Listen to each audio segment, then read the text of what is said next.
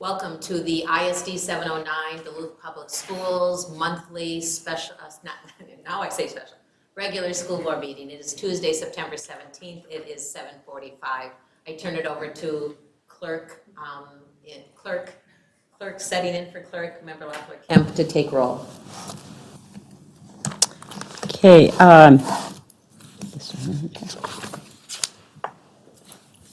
Member Eder? Present. Member Kirby? Here. I'm here. Member Lofold? Here. Member Oswald? Here. Member Sadowski is excused. Member Sandholm? Present. Superintendent Magus? Present. Assistant Superintendent Bonds? Present. Deputy Clerk Simone Zunich? Present. Executive Director of Human Resources and Operations, Teresa Severance. Present. And then a student rep from Denfeld, Lauren Molitor. Here. And student rep from East, Elsa Priest. Here. Thank you. Thank you. We'll rise for the Pledge of Allegiance. I pledge allegiance to the flag of the United States of America and to the republic for which it stands, one nation, under God, indivisible, with liberty and justice for all.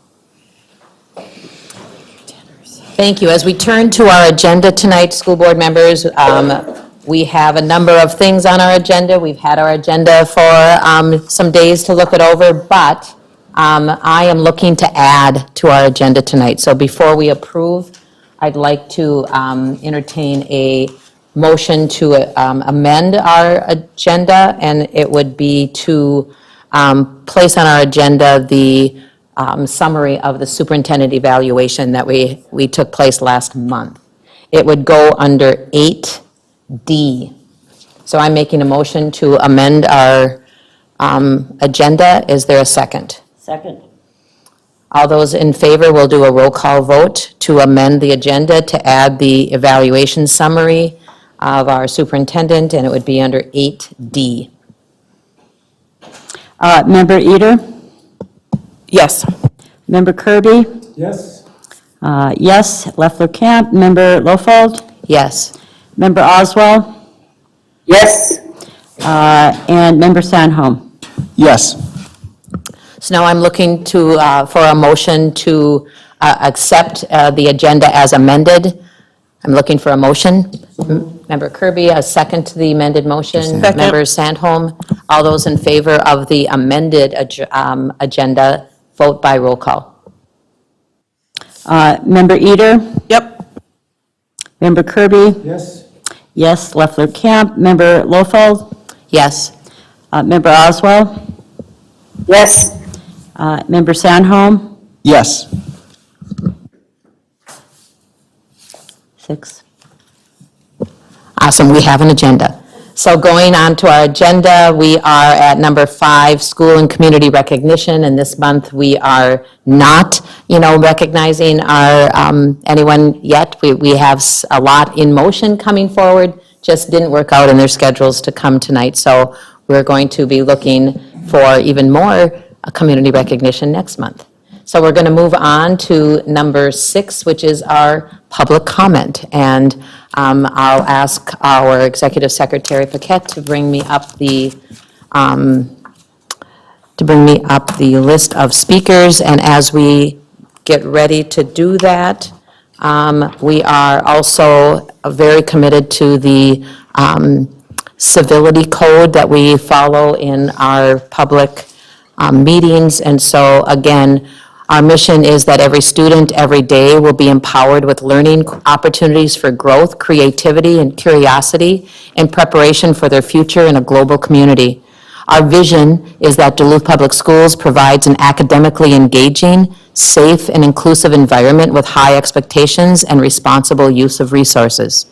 Our core values are learning, excellence, equity, collaboration, and belonging.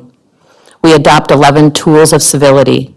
This school board recognizes 11 tools of civility that will provide increased opportunities for civil discourse in order to find positive resolutions to the issues that face our community. These tools include pay attention, listen, be inclusive, don't gossip, show respect, be agreeable, apologize, give constructive criticism, take responsibility, be honest and care for others, and show your evidence and share your reasonings. That's our civility commitment, and then our clerk, Loeffler Kemp, will just give us and reminders of our guidelines for our public comment. Okay, persons wishing to address the board will sign up before the board meeting listing their name and the manner on which they will speak. That's located over there. If you have handouts for the board, please give them to the school board secretary. That's Patty. Persons wishing to address the board will speak in the order in which they signed up. Persons addressing the board will have 3 minutes total. When speaking, use of names or any information that identifies a specific individual is legally prohibited, and you will be asked to end your comments.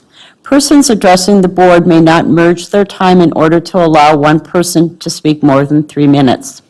The clerk of the board will start the spotlight timer at the start of each person's time. Green means go, yellow means wrap up, and red means stop. The board chair will give you a single gavel tap when there are 10 seconds of speaking time remaining. When the red light comes on, the chair will gavel to signal you to end. Persons addressing the board shall confine their comments to matters pertaining to the agenda or other matters relevant to administrative concern. In the interest of respect for every public comment speaker, please hold any commentary during the speaker's time until they are finished. Thank you. Thank you, and then we'll put the timer over here. And so our first, I always kind of call the speakers up, and then I say who's on deck. So our first speaker is Christy Quinn, and on deck is Francis Wittenberg.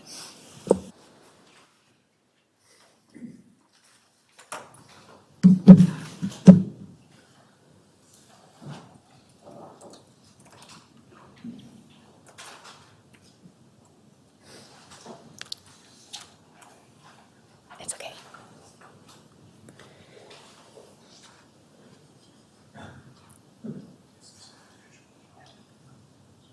Just 1 minute here. That's okay.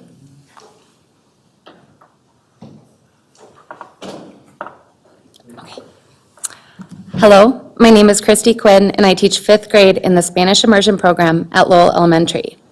This is my 11th year teaching and 6th year working for ISD709. I plan to share some issues that we are facing at Lowell, but first would like to talk about my coworker, and to respect rules, I won't use her name. My coworker was a beloved colleague and friend. She was the coordinator of the Spanish Immersion Program and worked for ISD 709 for 8 years. She passed away during the second week of the school year. I want to both express my profound sadness and disappointment in the lack of acknowledgement from our superintendent, assistant superintendent, and the school board regarding the passing of a fellow educator. Your lack of acknowledgement is a reminder of what we mean to you. On top of the loss of our beloved friend, our school flooded in the second week of school. 13 rooms in our school had water damage. Classes were forced out of their rooms. Other teachers gave up their rooms. Teachers lost their prep time, and some specialists had to move to carts. Throughout this, there was no urgency from district administration to help our students or staff. After the continuous push from our Lowell staff and union, we are finally getting the last of the rooms cleaned this week. Lowell is an excellent school and has many families interested in sending their children to it. While this speaks volumes about our educators, it has also led to many challenges. Lowell has too many students for the size of our building. Many of our classes have 26 to 29 students in them. With even the best staff, we are not equipped to deal with the number of behavior problems, needs, and give children the education they deserve. Many of our classes are forced to be in splits because of the limited space at Lowell, not because there isn't a need or because there isn't enough students to fill another section. Not only have our class sizes grown, we've had to combine many of our classes for gym, music, art, and media. This has groups larger than 50 elementary students to be in the same classroom. There are children that do not have chairs or tables and are forced to sit on the floor to learn. The large number of students at Lowell has also made it very difficult for our special education students to receive all of the minutes that are required to move them towards their educational goals. Neither of these issues speak poorly to the teachers we have. Our specialist teachers show up every day with positive attitudes and creative ideas to co-teach our students. Our special education teachers are thoughtful and use their time wisely to meet the needs of our students. It is crucial that we address the size of Lowell as it strains our resources and leads to burnout among staff. With adequate space, Lowell can continue to be a sought-after school while also providing optimal learning for students. I am sharing some of the concerns Lowell is facing for you to hear what is behind our school doors. We want to be included in the decision-making processes about Lowell. Thank you.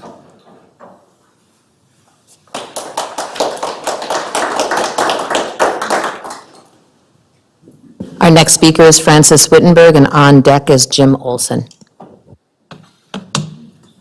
Good evening, superintendents, school board members, and student representatives, educators, school administrators, and more importantly, parents and guardians. My name is Frances Wittenberg.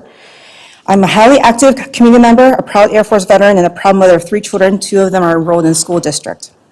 The last school year, I addressed the school board in March 2023, and I was hoping the school board and the policy committee would address the following outdated policies posted on the ISD709 website, which is mandated by the Minnesota Statute 2022. The Minnesota Statute 124D.895, Parental Involvement Programs. Program goals. The department, according to the policy, department in consultation with the State Curriculum Advisory Committee must develop guidelines and model plans for parental involvement programs. The 2 policies I would like to address are Policy 1067, Parent and Community Involvement Policy, that was adopted in June 20, 1996, and revised in June 21st, 2005, per the ISD 709 website. According to the policy, according to the Independent School District number 709, you firmly believe that the future success of students in our school depends on the commitment and effort put forth by our students, their parents, our staff, and our community. We believe that our parent and community involvement should play an integral part in the shared decision-making process. The second policy that should also be addressed is the Policy 1070, Citizens Advisory Committees, adopted June 9th, 1970, and revised June 20th, 1995, according to ISD 709 policy.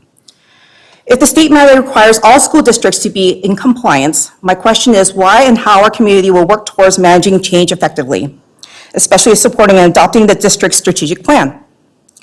I thought it was quite interesting to point out that our district doesn't have up-to-date policies that are not fully compliant with the state statute regarding implementing parent involvement policies per 124D.895 Parent Involvement Program.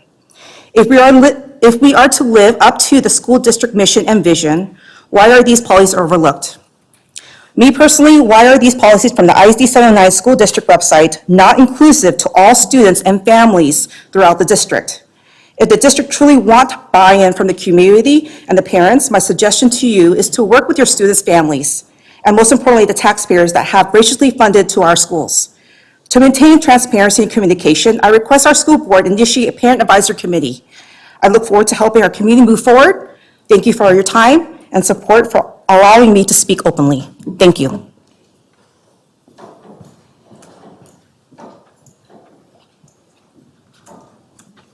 Our next speaker is Jim Olson, and on deck is Catherine Disterhoft. Good evening. I'm not going to take much of your time. I want to thank all the board members for their service to our community.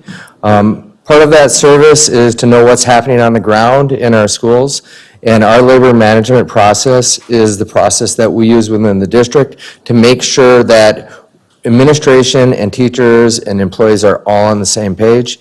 In the past, we have had school board members part of those committees, and I'm asking you again to rejoin those committees so that you can hear directly from the principals and teachers of what is happening in the buildings so that you can make informed decisions when you're looking at policy decisions. Thank you.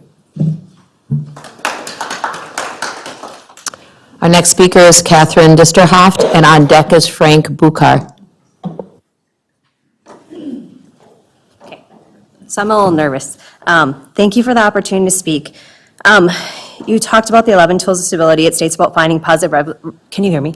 Resolution to issues. I'm here tonight to find a positive resolution.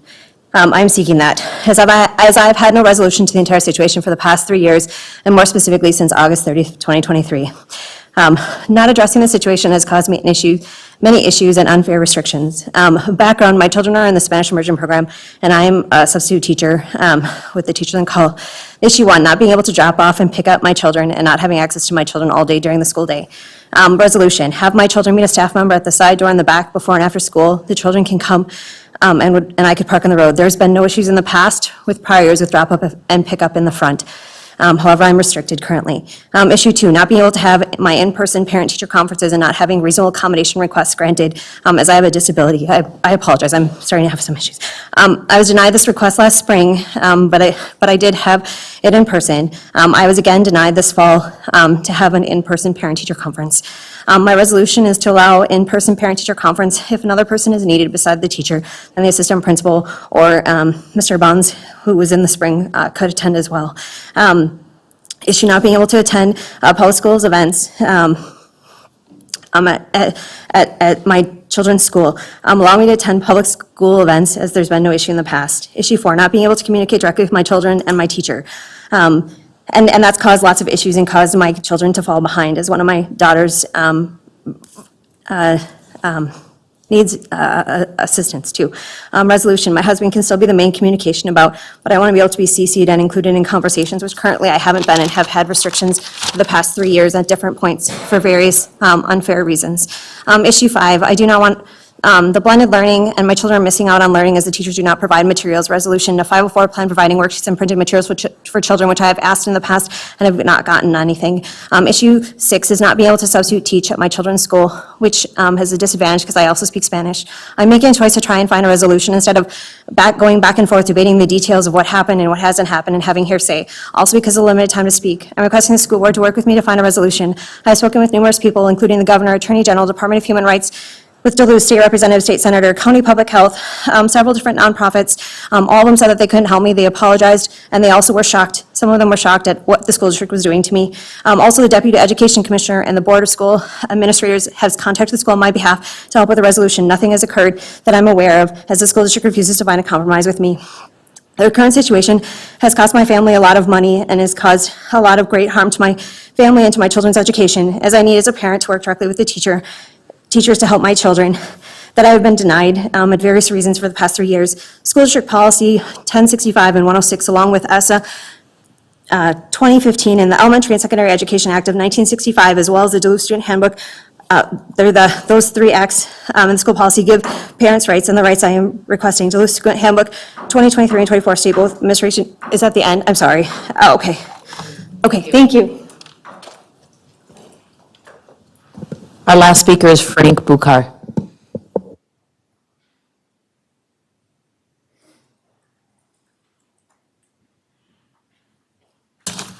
I have my own timer. Good evening. First time at this meeting. I'll probably goof up a lot.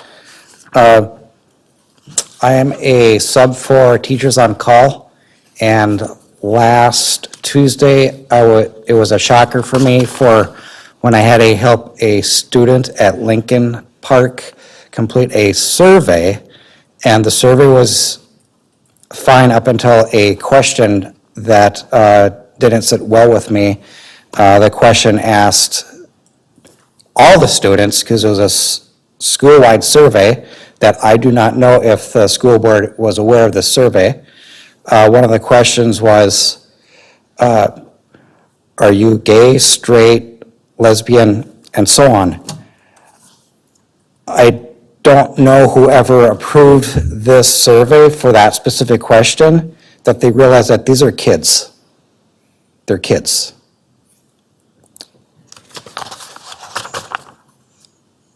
I have a few more topics. Being in schools as a sub, I see a lot of food thrown away at lunch. Observation, don't know what anyone can do about that. I know that Lincoln Park has a police officer assigned to Lincoln Park School. If a student misbehaves or is doing anything, that police officer can do nothing. Why have that police officer in the school? Two more things. Since the early 1990s, up until 2019, using the gym at Stoll School was no problem. After 2019, it was very painful to ask permission to use the school. Prior to 2019, it was between the principal and the head custodian, and they have had no issues with the community using the gymnasium. Don't know why it's a big deal now. And lastly, I encourage every school board member, depending on their schedule, to visit one of the high schools or middle schools, or all four, at least once during the week, to see what kind of language is being used in those schools. Thank you.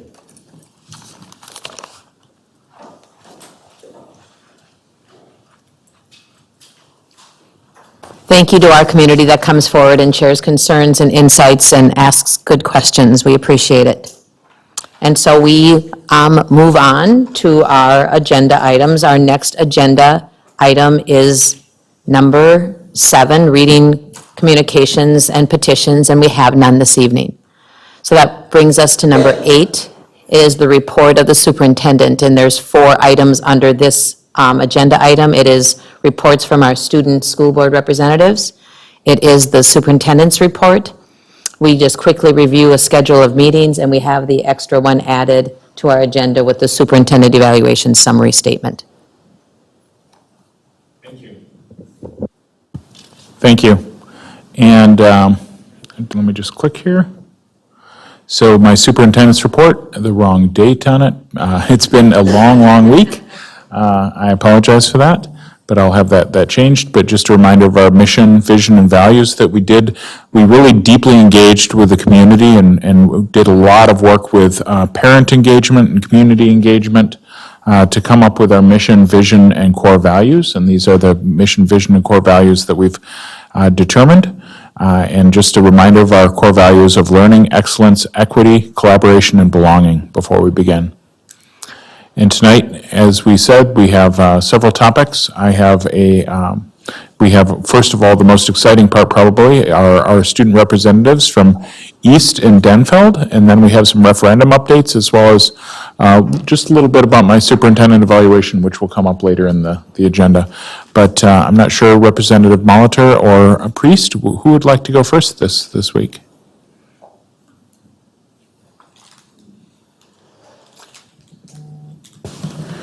All right, this past month at Denfeld, we saw a lot of great things happen. On September 28th, we had our homecoming royalty assembly, where Kyra and Deshawn were crowned Denfeld's first homecoming royalty instead of the typical king and queen titles. During the ceremony, we saw a beautiful rendition of the national anthem before the candidates were walked to the stage by an escort of their choosing. The next day, we had our homecoming pep rally in our historic auditorium. The Hunter Pride was strong as we watched the dance and cheer teams perform for us, and then the robotics team brought out their t-shirt launching robot to shoot Denfeld t-shirts into the crowd. After school, the Hunter Pride was still felt in the student section as we cheered on our boys against North Branch. And although we lost, it was still an entertaining game to watch. This past month, we also had auditions for our fall show Ripcord, which will be open for the public to see on November 9th through 11th. This week and last week, Denfeld has been having parent-teacher conferences, which has been a great opportunity for parents to come in and meet their students' teachers and see how they're doing in the classroom. And tomorrow, the senior class will be meeting with their counselors to make sure they are on track. They will also be meeting with our college coordinator as well, so they can express their plans post-high school. And that's all for Denfeld at the moment. Thank you. Elsa? All right, so I have my report today, starting with our new policy this year, which is Away for the Day, where students don't have their phones during the day. not even during lunch or passing time. And I think teachers and students have been talking about that factor of it a lot, whether or not students should have them at their lockers or during lunch. And I think that's maybe where the most conflict comes up. But a lot of students have been reporting better focus and improved working environment, just not having their phones and not having that distraction. And I think it's really been helping a lot of people, and teachers have told me that that's been a really good thing for them. Last week, we had homecoming, and we also had a new homecoming royal system, but we had 3 winners out of a non-gender selective group of 11, and that went well. We had our new winners, and I think people were pretty happy with that. And then we had a game and a dance, and they were very well attended. And then we have some upcoming arts performances and other things. We have a choir concert on November 3rd, orchestra concert on November 8th, band concert on November 10th, and then Mean Girls, the musical, will be showing from the 26th to the 29th of October. We also have a talent show coming up on November 15th, and the auditions for that were yesterday and tomorrow. And then just other news is that student government became a class, which allowed for more events to be planned with more meeting time, because we're meeting every single day. And so we've been able to do a lot more things with that extra time. Student Forum is a club where students can give their feedback to the student rep, and it will begin soon. And then tomorrow we're celebrating all month we're celebrating East for Peace Month, but tomorrow we're celebrating by encouraging everyone to wear a blue shirt, which is like the anti-bullying color sort of, and then we're going to have a friendship bracelet making win period where we'll all make bracelets and have like an anti-bullying presentation. One thing that was sort of a big problem in our schools last year were bathrooms just having some like misbehavior or just not a very good environment in there, and people have said that this year they're a lot better. I'm not sure if it's, I'm not sure why, but people have said they're getting a lot better. And kind of with that, the climate survey was sent out and to all students, and students have been filling that out. And then we also have, this isn't new this year, but bleacher captains are selected individuals who ensure that games with student sections have a positive and energetic atmosphere, just fun to be at. And the bleacher captains this year have just been doing a really good job. And our student sections have been really like a good place to be. And I think because of that, we've had really good turnout at our games. We have our harvest dance coming up on November 4th at the deck. That's a semi-formal dance. And then we had parent-teacher conferences last week. And then we have many colleges visiting the schools doing little presentations. Today we had St. Olaf and Northern Michigan University. And then for sports, our soccer team seasons ended last week for both girls and boys. Tennis and cross country are entering section play this week. Volleyball is on the way to sections, and football has one more game before sections. And that's all I have. I just want to say thank you so much, and really appreciate the updates from both of you.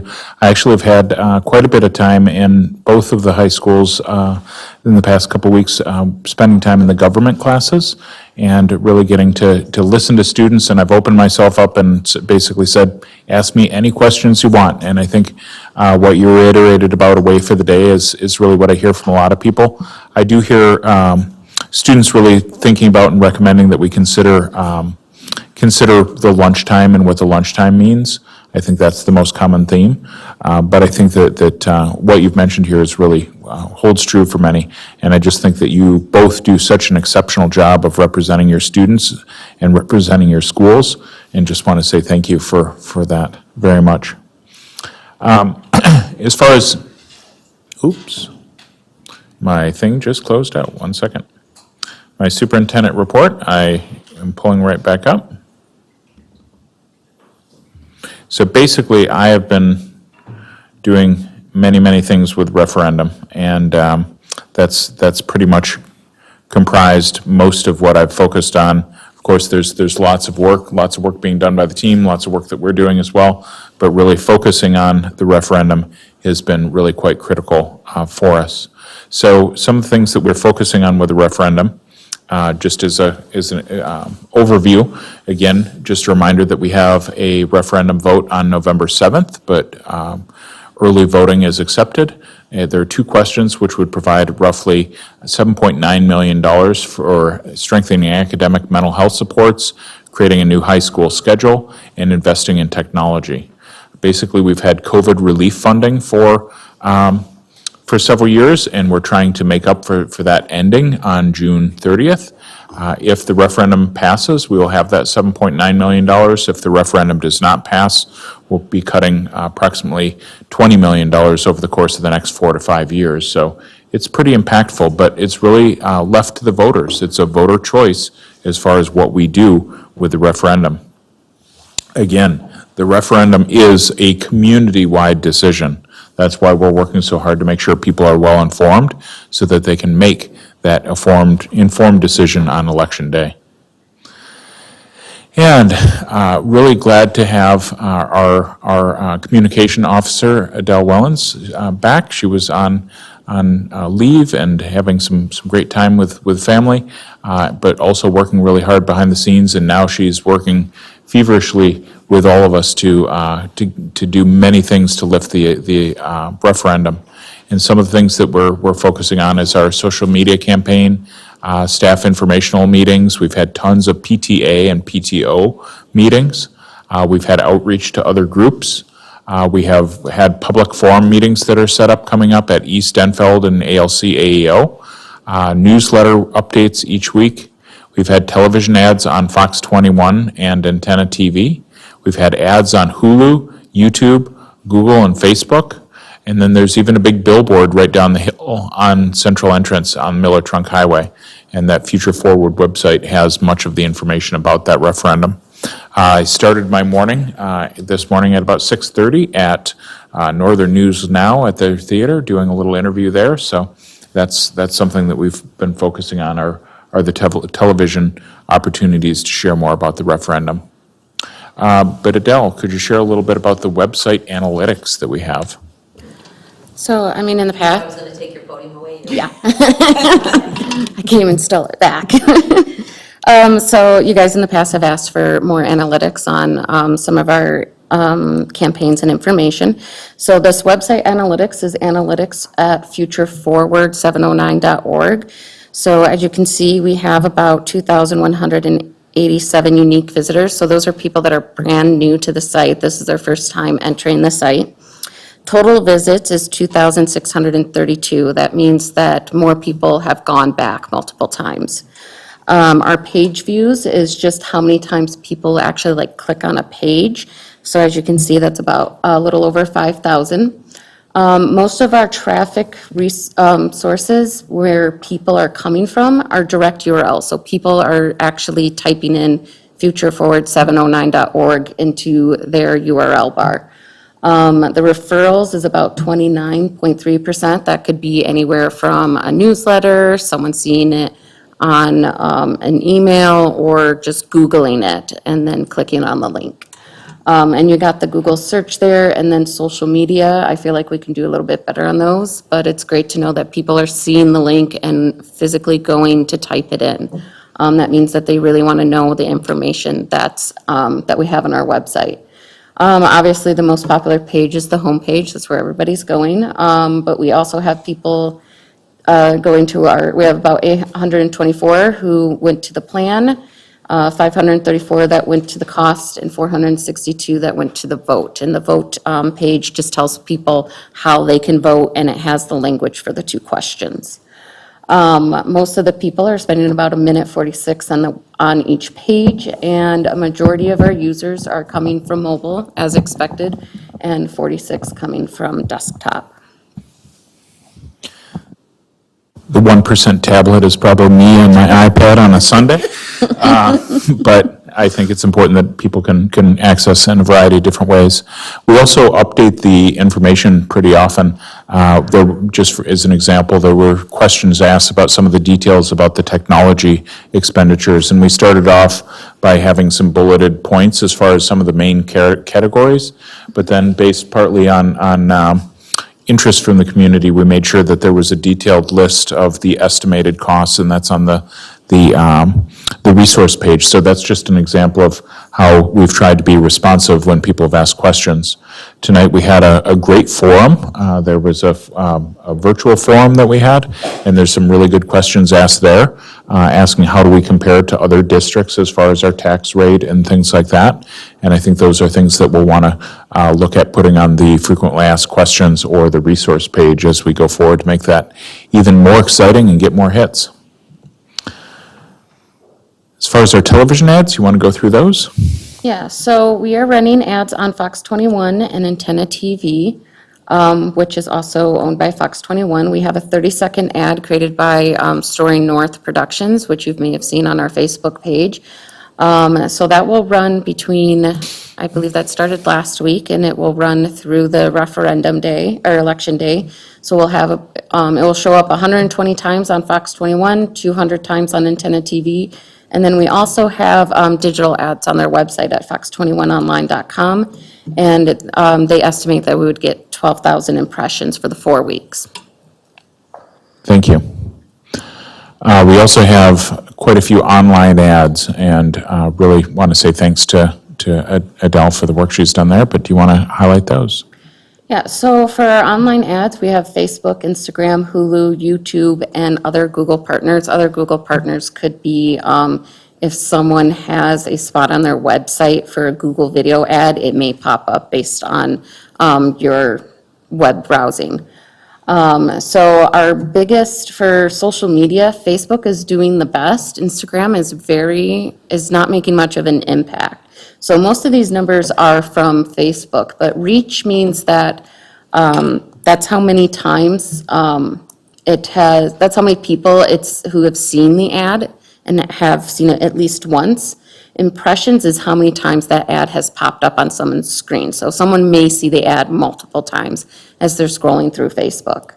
And these are numbers based on about noon today, and that was starting on Friday for all of these. So as you can see, Hulu is still populating. They only give analytics at the weekend. So, and then Google and YouTube, we have 6,000 impressions. That means that's how many times it's popped up on someone's screen or phone. 991 of those people actually watched all 30 seconds without clicking that skip ad button. And we actually had 4 people who clicked on the Learn More button that pops up when you have an ad. So 4 people have gone from YouTube to our website. And that is as of Friday, Friday through noon today. Thank you. And you sent me some screenshots over the weekend, and there were some broadcast in some pretty prominent places like college football and things like that that are probably receiving a lot of viewership. So during the Michigan-Indiana football game, the ad popped up on Fox 21, and then I saw it again on Sunday morning during NFL kickoff pregame. And yes, football is on my TV a lot, so. Thanks. And we also have that great billboard down the hill.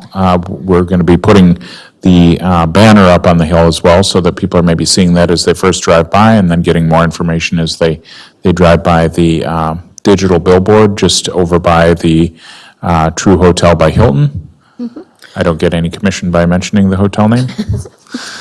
So we asked for 4 weeks on both sides of that billboard down by the True Hilton at the bottom of this hill. They were able to give us 4 weeks on the north side, so the one that faces the abandoned car auto repair place, and then 3 weeks on the south side, which faces our entrance. So instead of being able to get that 4th week on the south side, they did put it on the Miller Hill Mall billboard, the digital one that's right across from Target, over by the car wash there. So this will run through the end of election week. So we are able to switch the ad out on November 8th as a thank you. We plan on doing a thank you ad to the community for getting out and voting. So they estimate that about 58,000 people per week would see the central entrance spot, and about 48,000 per week would see the Miller Hill spot. I was down at the bottom of the hill this morning, and there are 5 ads that rotate on the central entrance billboard. So ours is one of 5, and it's up there for quite a while. Thank you. And we have quite a few public forums coming up, and I'll go through those, but we have a Denfeld. We want to make sure that we have in-person opportunities for the public, and thank you very much for your work, and thanks for retiring the podium for this evening. The public forum at Denfeld is on October 18th, and that goes from, that's actually tomorrow. Sometimes the dates are flying by. I was like, oh, that's in a week or two, but it's actually tomorrow from 6 to 7 p.m. in the cafeteria. We have a community Facebook Live forum on October 24th from 5:30 to 6:30, and people can RSVP on Facebook. And also a public forum at East High School on October 25th from 6 to 7 p.m. in their cafeteria, as well as a public forum at the Area Learning Center on October 30th from 5:30 to 6:30. There will be free parking at Tech Village for that one, because I know sometimes there's a need for parking there. So really, you see a lot of public forums, but you also see some ways that we're really trying to get the word out in non-traditional, new cutting-edge technologies so that we can make sure that people are well-informed. Again, I want to stress that we're not saying vote yes or vote no, but we're just trying to make sure that people have the information they need to make an informed decision at the polls on November 7th or beforehand if they choose to vote ahead of time. As far as my superintendent evaluation, we met after the last meeting, and we talked about my goals for the year, which were for the 2022-23 school year were strategic planning, budget development and maintenance, and relationship with the community. And then I proposed last meeting, I said that I was proposing 3 goals, and the board agreed that those were reasonable goals. One is under Standard 2, and these are under the MSBA superintendent standards. Standard 2 is school district finances, and the first one is focusing on bond and levy campaigns. And we had some conversation there as to whether or not, well, what happens if if things pass right away, then you're done with it. Well, that is partially true. If it doesn't pass, though, we're going to have to figure out what do we do to go back out for that referendum, back out for that levy. So if you're getting sick of our advertisements and talking about the referendum, then maybe we can finish things up here in November. But this Standard 3 is communication and community relationships, making sure that I have visibility and approachability in the community, really trying to join a lot of boards and get involved, not just in our schools, but out in the community. And as part of that, I'm a member of the Duluth Library Foundation board, as well as the executive board for the Duluth Chamber of Commerce. And there's also a Duluth Street Art Initiative board that I'm part of. So that those are 3 of the areas that I'm focusing on. And then under Standard 6, teaching and learning. Element 6B is school improvement. And really, now that we have a district strategic plan, how are we making sure that our school strategic plans, that there's a clear link between what we're having as district goals and how that we're supporting our schools as they're implementing those goals? Because it's one thing to say from the district level, we should be doing this, but what are we doing for the schools to make sure that support is there? And I know that the superintendent evaluation is part of the summary is part of a later agenda item. So that concludes my superintendent report. Any questions? Member Loughlin?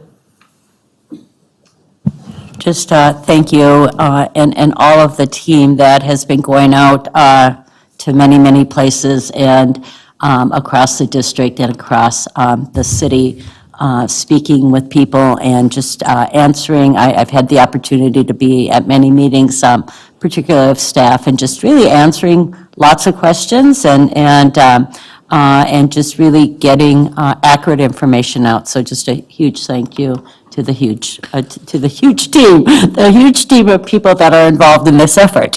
And I would be remiss if I didn't thank the board, because you've shown a great deal of effort being part of many, many sessions, whether they're the PTO, PTA meetings, whether they're staff meetings, whether they're forums with the chamber, so many things that you've done to step out and work with us, as well as my team, knowing that it's been a huge amount of extra work for everybody who is part of cabinet, but I would especially thank Patty Paquette and Anthony Bonds and Simone Zunich, Teresa Severance, Brett Mensing, and Adele Wellens, and many, many others who have been part of that. And I'm looking at Patty to see who did I forget. But I think that's been kind of the core team that's been doing a lot. But many, many people have pitched in. And I just want to say thank you.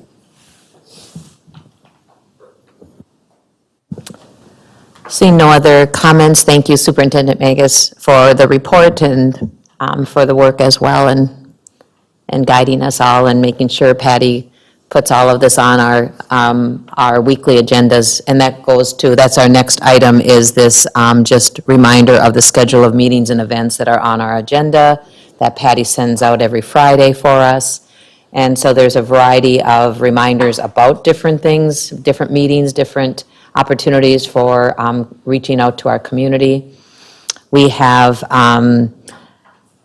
no formal community meetings, no policy meetings next week, but I do remind our board to take a look at the email that Executive Secretary Paquette sent out to remind us about the November 14th MSBA work session, and there is a survey that board members fill out with some details so that we can go over those items at a workshop in November.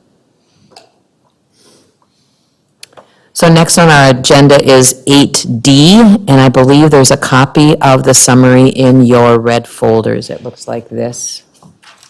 And this is just a summary that we are required to bring forward and show transparency to the fact that we've gone through a mid-year evaluation and then a final evaluation of Superintendent Magus, and we do this every year.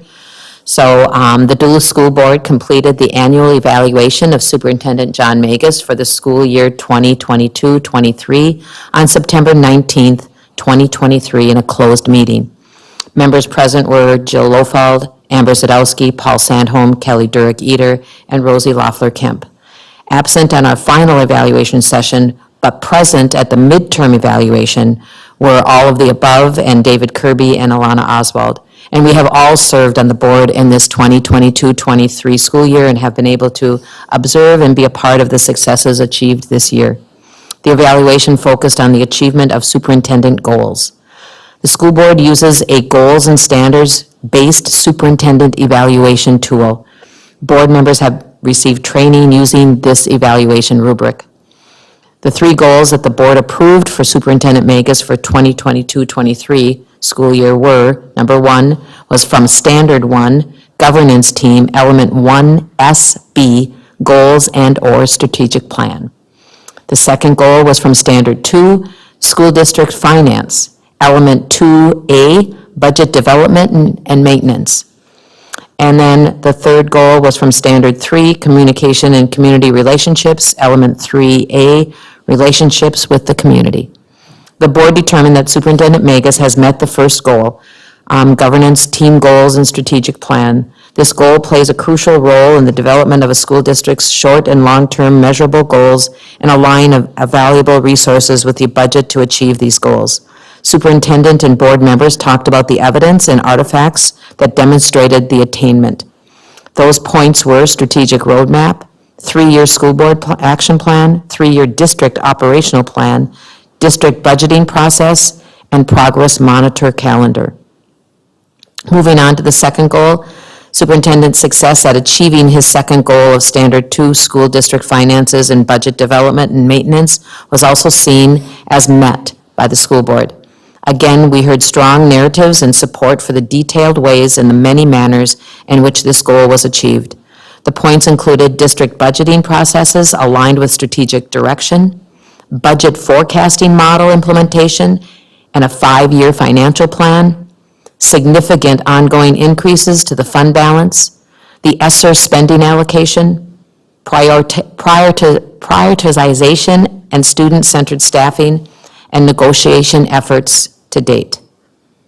Looking to the third goal, success in meeting his third goal, Superintendent Magus in the Standard 3, Communication and Community Relationships, was also viewed as accomplished by the board.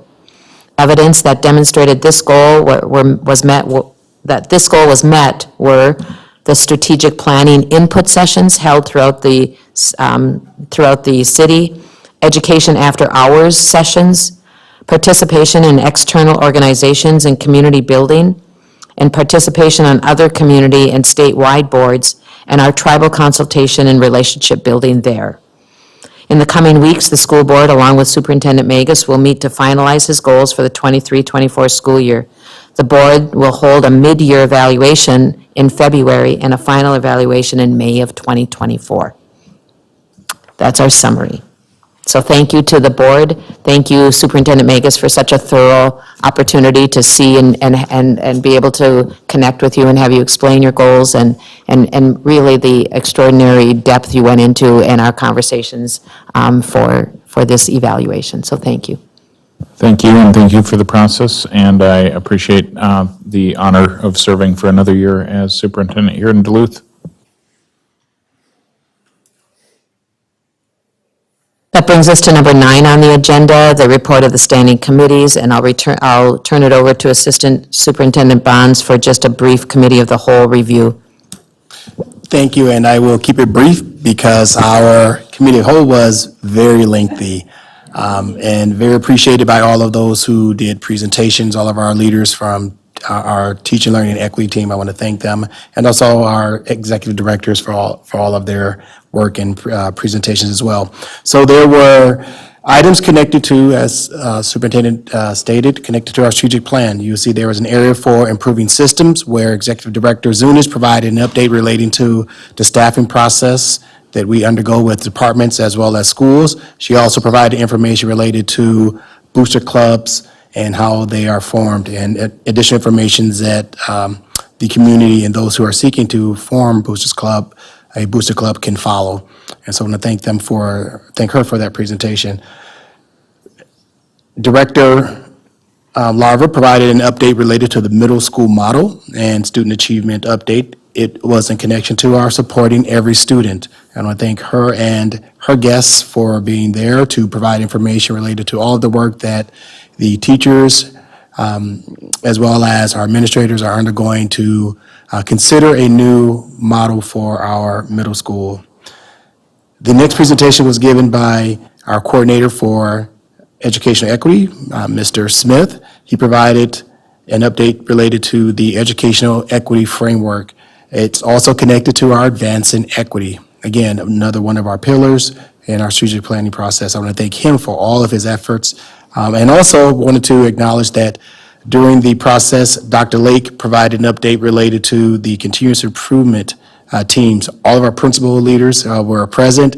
They each had an opportunity to provide some highlights related to their building and how their goals are connected to the strategic plan. So I want to thank all of the principals and other leaders who were also present that night. Again, it was about a meeting that lasted well over or close to 3 hours or a little bit over 3 hours, and a lot of information. So I really encourage the community, if they have a chance, to review that meeting and just listen to our administrators. And again, I want to thank all of them for all of their efforts to improve outcomes for our students. That concludes the summary. And again, we're a really, in a way, a unique board from the other boards that I've watched throughout the state about how we gather our information, how school board members up here have a connection to a lot of things that are going on in our buildings. When you come to a meeting like this, it's kind of set and we vote and we move on. But I encourage anyone to go on our YouTube site and watch this 3-hour meeting of our committee of the whole, or attend. It's always the first Tuesday of the month at 4:30 here in this building. It's called the Committee of the Whole.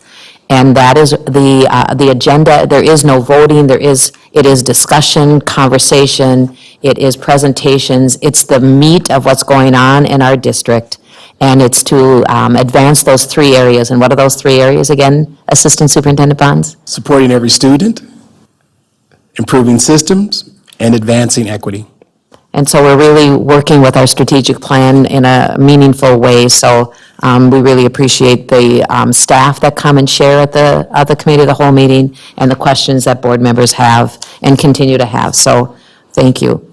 So next we go to our Human Resources and Business Service Committee. It's chaired by Member Eater, and so she'll give the report of this meeting. That's also very important. It's the finances, for crying out loud, in our HR. So that's also held on a Thursday, or is it a Tuesday? Tuesday, the second Tuesday of the month. And then this is just a review of that meeting. Thank you, Chair Lofald. So let's get started. We started at 4:35 on Tuesday, October 10th. We initially had our business services start the meeting while we waited for some info from Human Resources, but for today, I'm going to start with Human Resources and move down to the agenda. Let me move here. Our Human Resources update, we had a great staffing update where we see way more people being hired and brought into the district than we see for retirements, resignations, and leaves of absence, so that's great to see. The HR department has been working very hard. They've started staffing and budgeting meetings on September 29th with principals, and they've already completed Denfeld, East, Lincoln Park, and Ordine, and those meetings are important looking through the school year and into next year for what the staffing in our buildings needs to be. HR staff has also been busy reviewing and certifying staffing lane changes, and our staff have until the 15th to submit their requests, and we've received over 40 already. We are also working on digitizing quite a few of our personnel records so that we can have them searchable and digitized electronically, and then we can get rid of the mounds and mounds and mounds of paper that we've been storing, so that's great. Benefits, our benefits department are beginning to visit the schools to make sure that our staff are informed about what their benefits are. We're doing question and answering sessions at the school, so we're making sure to go out and reach our staff where they are so they have access to information on their benefits. I just want to shout this from the rooftop. As of Friday, October 6th, all regular certified staffing positions are filled. We have a long-term substitute position open, but we have posted and filled 243 openings for this school year. Just think about that for a minute. 243 openings for this school year, with almost 100 of those positions filled with external applicants. And what that says is the Duluth Public Schools is a great place for certified and non-certified staff to come and work, and we're very, very proud of that. We have still have some positions opening in our non-certified staff. That mainly looks to be in our nutrition area, and then also in some of our custodial positions. So as usual, our HR and our executive team are working hard to figure out how we can fill those positions, and even looking at when we hire people in for custodians, is there a way that we can have career advancement for those custodians, so that's great to see. As far as contract negotiations, today we will be looking at the Executive Employees Association.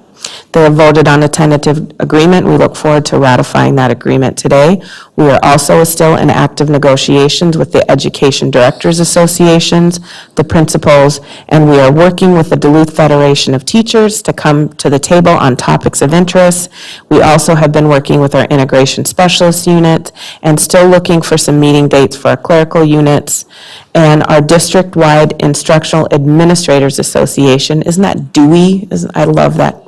DUIA, I love that acronym. The DUIAs have not yet requested to negotiate, so we had a great HR staffing report. Moving on from HR, we come into business services, and we'll take a look at our enrollment report. This is our first enrollment report for the school year, and we are thrilled to say that our total population right now are 8,136, and some poor student who's only 0.37, so that's too bad.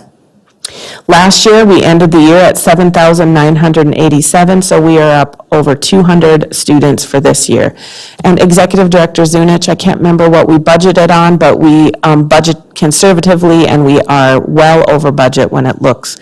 We have built our budget. Go ahead. At 7,997. So we built our budget at 7,997, and thus far, we have 8,136 students and poor 0.37 of a student. So that's great to see that people are coming to our Duluth Public Schools. Where am I at here? Moving on to child nutrition. When we look at the impact of universal free school meals, our meal counts are up from last year. Breakfasts are up, counts up to 4,500. That's about up 240 a day. Our lunch counts are up over 15,000. That's up 790 a day. So we have very busy child nutrition staff, and if anybody's interested, we have 10 positions. Anybody's interested, we have 10 positions open. We are still asking our families to fill out our free and reduced educational benefit forms to make sure that we have the correct application. If you look, or the correct number. If you look in our agenda, you can see the number that each school has given. Moving on to our facilities report. Somewhere, maybe. Our facilities report, our facilities are working very, very hard. Our Condon Park School Field's new gated entrance was completed. Move-in with network connectivity at our new lease space in the Arvig building has completed. And we have GMAX testing completed at Ordine East Middle School turf. We still are having a few things happen up here. Some landscaping, some blacktopping, and stormwater catch basins are being finalized. And so in case anybody's wondering, we are still in remediation for public school, I guess it would be the public school stadium track, or do we call it more of Hikeden or Denfeld track? We're still in remediation with that. Moving on to technology, as we moved into the month of September, we saw an increase across all of our emails, Google, what am I thinking? Across all of our emails, and some are, I'm losing it, it's late. Let me start over. As we come into September, we see an increase in the usage of our Gmail accounts as our kids come back and use their computers. We also, when we have a few projects remaining, we've done the work here in the boardroom. We are 99% complete with our $2 million classroom AV upgrades, and Lester Park new system has been completed. All right, that's technology. And for transportation, staffing is a challenge for us. I know we had some canceled routes for Lincoln Park and some of the other schools this year due to shortages in staffing for our drivers. Our transportation supervisor has been working very, very hard to make sure our drivers are learning their routes, and he jumps in as needed to make sure he can fill a route when necessary. Our buses are now going to be located in the bus barn. They have our garage doors. They can drive them in at the end of the day, so that's great. So that concludes HR and business services. We will have 3 recommended resolutions. We will have an acceptance of donations to the Duluth Public Schools.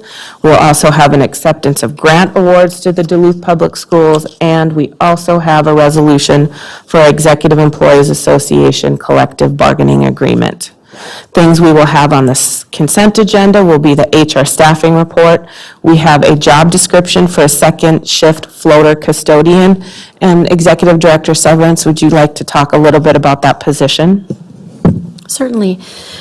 So we've worked with the union to come up with a floating position which will allow us to move as we have needs in different buildings. Right now, our custodial staff are assigned to the buildings, and we don't have a lot of flexibility to move them. So by adding these 4 positions, the staff are hired with the idea that they will go where the needs are. They will have district offices here will actually be their home base, and then we will deploy them, if you will, on any given day or week to where the staffing needs are the most. And this will also help us to make sure we can get our buildings back open for our community so that they can utilize our space. So this is something we're working hard to make sure that we can bring the community back into our buildings so they can use these beautiful buildings. Next, we have a job description for an HR specialist. Would you like to talk a little bit about that one? This job description was a result of a reclassification request from 2 HR assistants. When we lost our manager last year, these 2 employees took on a great deal of additional duties and have really kind of morphed their positions into different work. And so they requested a reclassification, and this was the result of that reclassification and new classification of HR specialist. Great, thank you. We will have, also for finances, we have our financial report on that consent agenda.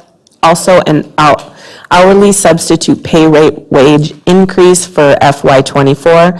That attachment can be found. This will have a limited financial implication for the district, as these have to do with substitutes and they're hourly, and we have very few employees that actually fall into these classifications, but it should help us be able to fill those positions. We also have fundraising associated with our finances on the consent agenda. For bids, RFPs, and quotes, we have 2 RFPs, one for architectural services for the DNT building, and also engineering services for the DNT building. And we also have a quote for Laserfiche archive scan, and that has to do with us trying to digitize our employee records so they're searchable, safe, and we can get rid of all the paper. We also have some miscellaneous informational items that don't require anything. We have some expenditure contracts. And those expenditure contracts are, can be found on page 29 of our board book of this agenda. We also have some no-cost contracts, revenue, our favorite ones, and then as Assistant Superintendent Bond talked about earlier, you can find the Booster Club guidance brochure on this agenda as well, and then we do have a few grant applications. And that ends my report for HR Business Services Committee. Thank you. Whew. Questions? Just a quick question. Director Severance, could you explain again just this swing shift, second shift custodial positions? How many are we going to have? And again, I understand there's some flexibility that we gain from doing it this way. So. Sure. The intention is to hire 4 of these positions initially and kind of see how that works throughout the system. They would be working the second shift, which is afternoon shift, which is where we have a majority of our needs. And they would just be allowed to go to different buildings. Right, like I said, right now, they are hired to work at a specific building, and moving them is often by, we ask. And if they aren't willing to move, then we don't have the flexibility right now to move those staff unless we have emergency situations. So this will allow us just the more flexibility when people call in sick or if there is a shortage of staff. Thank you. I like the idea, and I think it can help alleviate some of these other challenges that we're dealing with. So I had a conversation with a former student of ours that was working in one of the buildings this afternoon, second shift. So would that person be in one of these positions now? Or, I mean, we have hired people for specific shifts too, right? I don't know how this works. Right, so once it's approved, if it's approved through the board action tonight, we'd be posting for these positions and anyone could apply for them. It is a promotion for a lot of our current custodial staff because of the flexibility we need in the position. It does come with a higher pay rate. So anyone that has a position right now could certainly apply to promote into these more flexible positions. Any other questions? Thanks for that clarification too, because I was going to ask a similar type question, so. Then moving along, we come to our policy committee report given by us, by the board chair of policy, Member Loeffler Kemp. Thank you. So the policy committee met on Tuesday, October 3rd, and like all of these committee reports, you can go on YouTube and hear the discussion. Encourage you to do that, and developing and bringing forth policies is a key role of a school board member.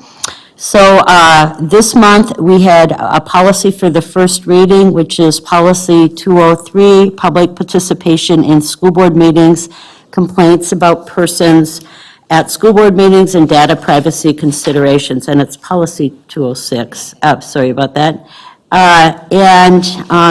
So we had a first reading. Again, I'll just read the purpose of this policy. The school board recognizes the value of participation by the public in deliberations and decisions on school district matters. At the same time, the school board recognizes the importance of conducting orderly and efficient proceedings with opportunity for expression of all participants' respective views. The purpose of this policy is to provide procedures to assure open and orderly public input, as well as to protect the due process and privacy rights of individuals under the law.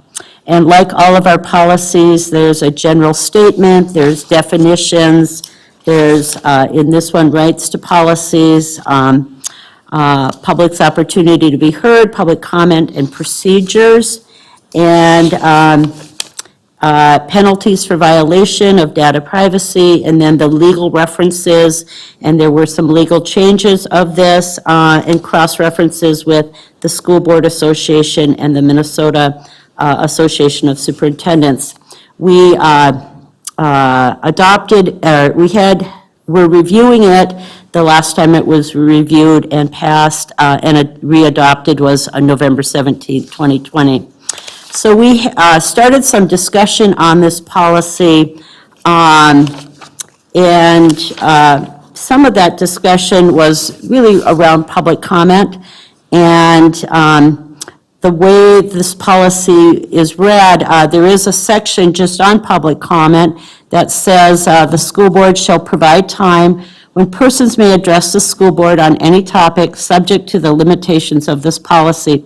The school board reserves the right to allocate a specific period of time for this purpose and limit time for speakers accordingly.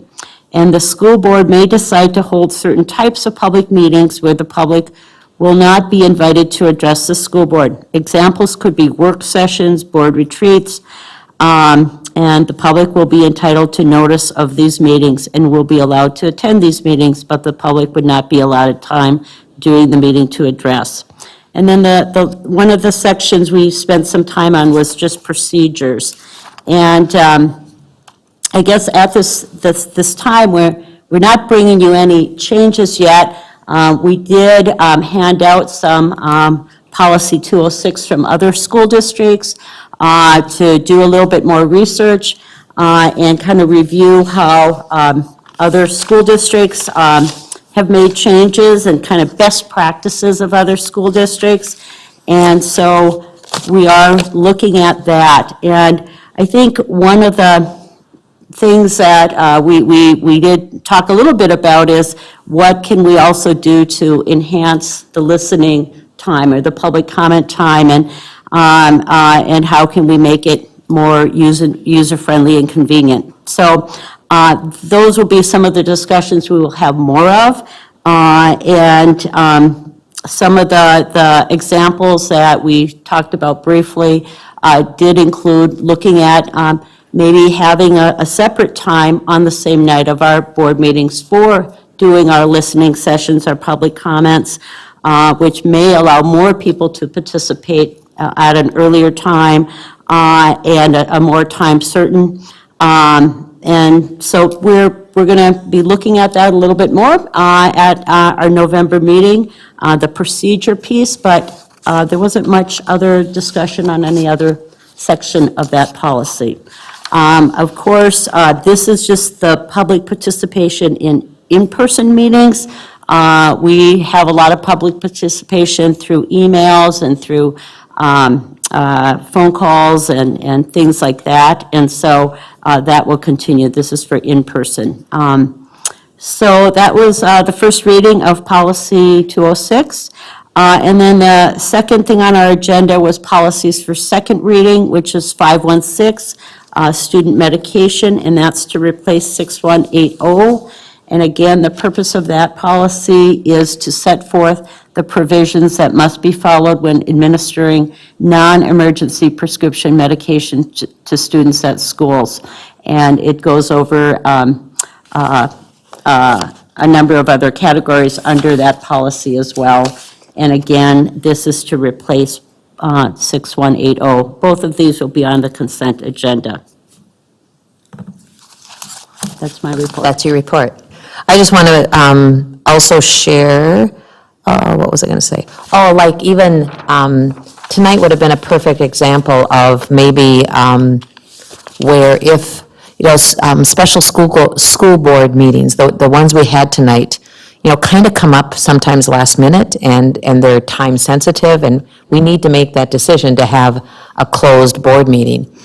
And if we went to a public comment time outside of that regular meeting, you'd be able to have your public comment and then actually and allow our public to not have to wait so long, and then we could do the closed sessions at the end of the public comment before we enter into the regular. I don't know, that just kind of came into my mind when you were reading it, but I know that the policy committee works hard. And again, policies are, an important part, and our policy committee works hard. It's Member Sandholm and Member Zadowski and led by Member Loeffler-Kemp, and I just want to applaud you for the work. We've put together more policies because they are time-consuming, and there's a lot of them. And during the pandemic, we got really backlogged for all kinds of reasons, and policies weren't always able to be put through in a quick fashion. And then there are times, too, where there are policies that demand yearly or every other year revisions because the state statutes require certain policies. So you always want to make sure those get done. And policy committee has been, along with the staff that we have and that help the school board do all of this, they've been really great about making sure we're doing that as well. Any other questions or comments? But thank you for the work, Member Sandholm. Yes, I just wanted to thank Member Loeffler-Kemp, Chair of the Policy Committee, for sharing with the committee and actually with other members of the board just these examples of what other school districts are doing, because I think we can all learn from that and hopefully, get to a place or come together with, a public comment and a public participation method that really works for our community and works for the board in terms of efficient meeting scheduling and operations. So thank you for all the digging and research you've done on this. So thank you. I look forward to sharing more at our November meeting. Sorry, I just repeated myself. Thank you. So that, and all of the standing committees that we've gotten these reports from are on the consent agenda. Moving on to our agenda, number 10, General Board Committee updates. This is an opportunity. I know we have committees that attend the Quality Steering Committees. We have the Intergovernmental Committee. We have the EAC Committee. We have the Head Start and Early Childhood Committees. We have lots of committees. Anybody want to say anything about any of those committees? I can go quick. So I have had some follow-up discussions with 7AA, and there really isn't anything to report. We're, as a district, we're not ready to add boys volleyball. I do want to just, another thing that was shared with me from one of the athletic directors was that I think it's great that beginning in spring of 2024 that our lacrosse teams will be fully funded by the district. Is that correct? Yes, that is correct. Director Zunich, thank you.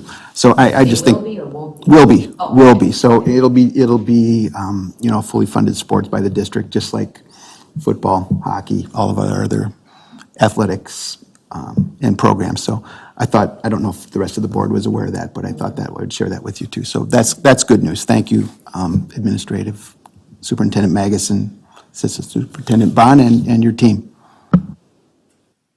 Thank you. The light was on, but.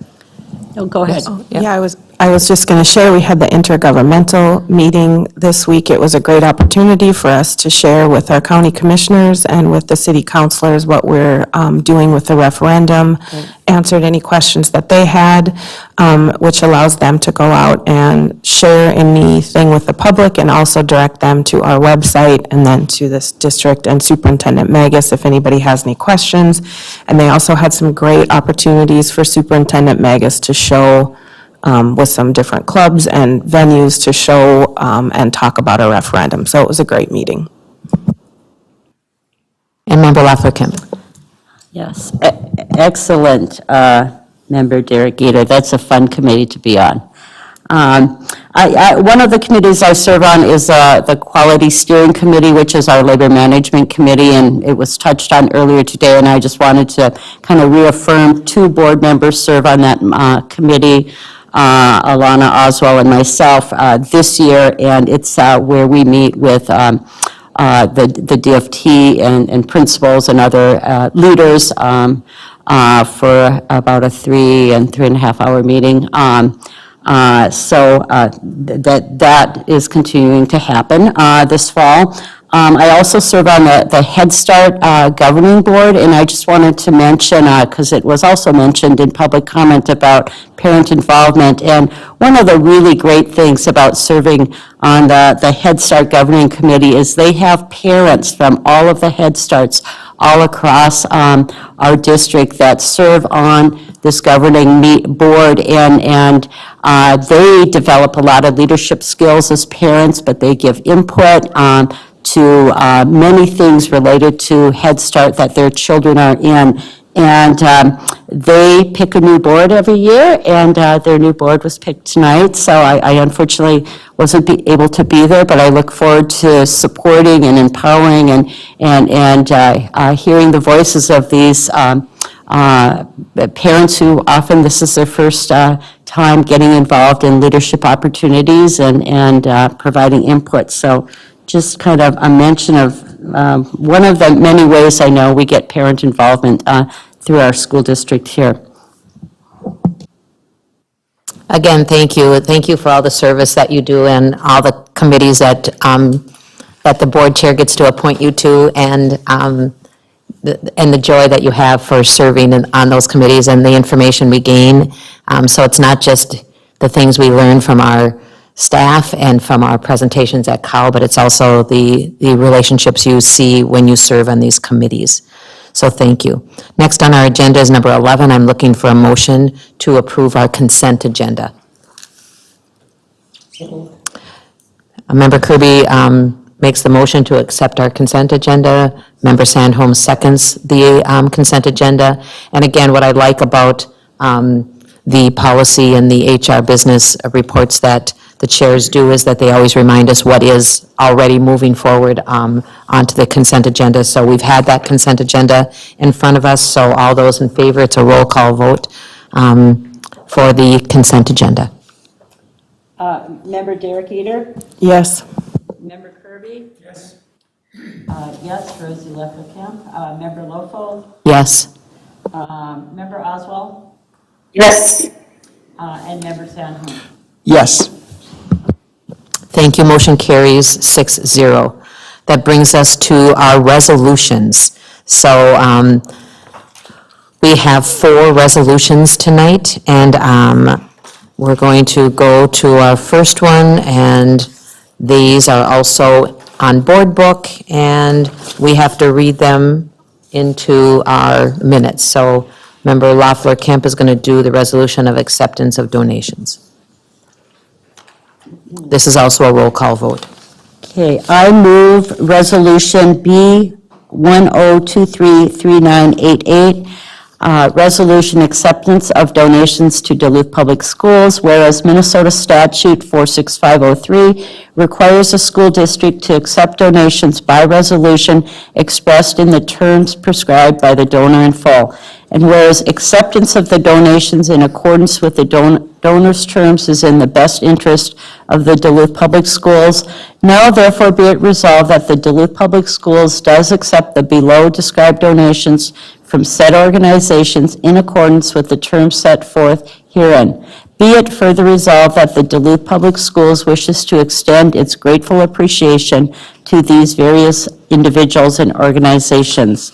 And there were just a number of them to Denfeld High School, Lakewood, Laura MacArthur, Piedmont, Stowe, variety of things from snacks for our children to school supplies. So a huge thank you, and I move again Resolution B10233988. Is there a second? Second. Member Sandholm is a second. Is there discussion or questions? Because I have one just on, in the 1, 2, 3, the 4 that are,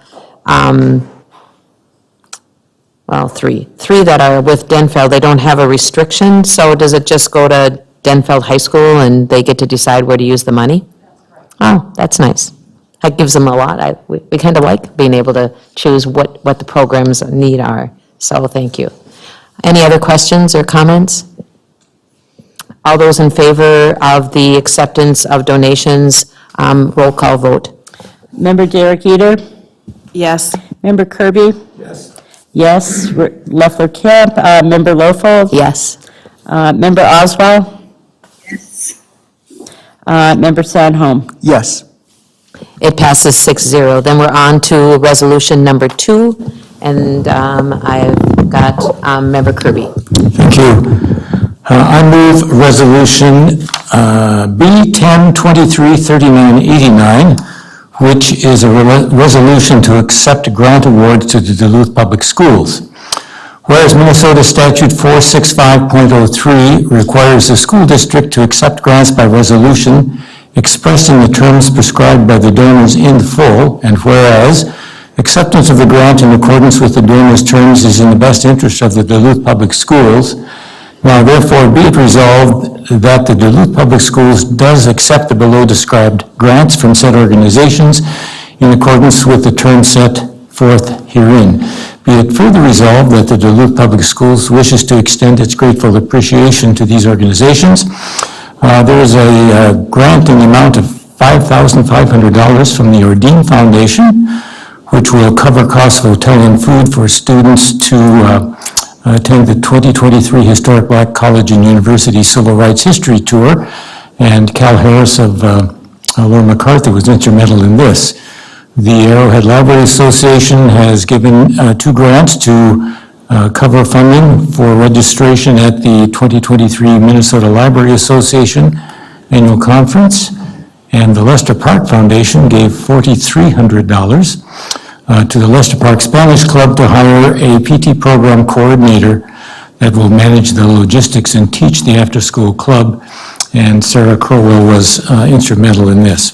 So I have moved Resolution B10233989. Is there a second? Second. Member Leffler Kemp seconds. It is a roll call vote. Member Eater? Yes. Member Kirby? Yes. Leffler Camp, yes. Member Lofold? Yes. Member Oswald? Yes. And Member Sandholm? Yes. Motion carries 6-0. Moving on to resolution number 3, Member Sandholm. I move Resolution SP 10233990, authorizing school board members' attendance at the Association of Metropolitan School District 2023 Conference. Be it resolved that Independent School District Number 709, St. Louis County, Minnesota, pay costs incurred as per district policy for school board members to attend the Association of Metropolitan School Districts 2023 Conference. I move Resolution SP 10-23-3990. And I'll second this one. So all those in favor, by roll call? Member Derek Eater? Yes. Member Kirby? Yes. Yes, Leffler Camp. Member Lofold? Yes. Member Oswald? Member Sandholm? Yes. Motion carries 6-0. That conference is November 9th for those that are interested. And our last resolution, Member Eater. I move Resolution HR-10-23-3991, Executive Employee Association Collective Bargain Agreement. Be it resolved by the School Board of Independent School District Number 709, St. Louis County, Minnesota, that the collective bargaining agreement between Independent School District 709 and the Executive Employees Association, a summary of which is in the hands of all school board members, be approved and adopted for the periods of July 1st, 2023 to June 30th, 2025, inclusive, and that the chairperson and clerk of the school board be hereby authorized to execute said agreement on behalf of the school board, on behalf of the school district. Is there a second? Second. Member Loeffler Kemp, roll call vote on the acceptance of this resolution. Member Derek Eater? Yep. Member Kirby? Yes. Yes, Leffler Camp. Member Loeffel? Yes. Member Oswald? Yes. And Member Sadholm? Yes. Motion carries 6-0. That brings us to our next agenda item. It's number 14. Are there any questions or any other information, ideas? Good teacher wait time. They have to be good ideas at this hour. So then I'm looking for a motion to adjourn. Motion to adjourn? Is there a second? Second. Member Eater seconds. All those in favor of adjournment say aye. Aye. Member Oswald, do you say aye? We're adjourned.